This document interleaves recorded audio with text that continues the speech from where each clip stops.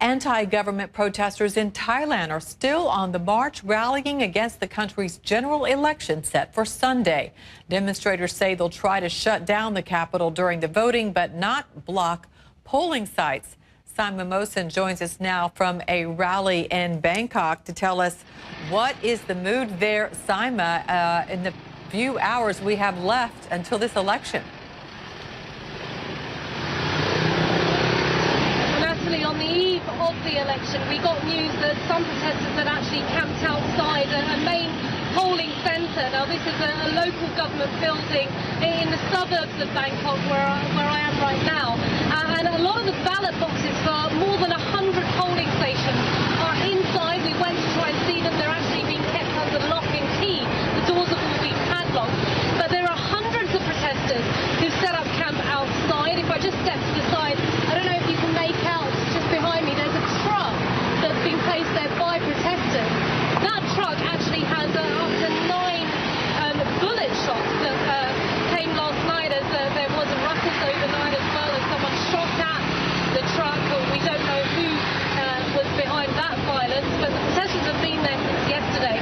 They're saying that they don't want the ballot box to leave, they don't want this election to go ahead, and they will try and stop any official who tries to leave with those ballot boxes to get to the polling station. Also, Natalie, in the last half hour or so, we've actually had to move away from that rally because just about 200 yards to my left, so we have the protesters behind me here, 200 yards to my left are the people that want the election to go ahead, the people that support England's government. Now, they have actually tried to march down towards this area. The police have been appealing to them, saying, please don't go, we don't want any more altercations. And as we know, over the last few months, while these protests have been taking place against the government, pro and anti-government supporters have clashed. We've seen up to 10 people killed over the last 2 months, violent protests particularly breaking out in November.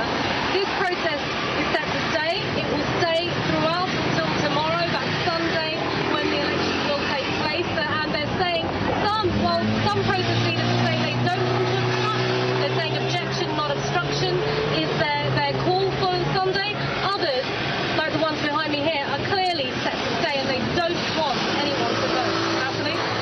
Certainly, it's been a tumultuous time there in that country, and now it seems like at the very end it remains so. Do you know, Sima, what the government is doing to try to keep people safe on this election day, as far as what will security be near these polling sites?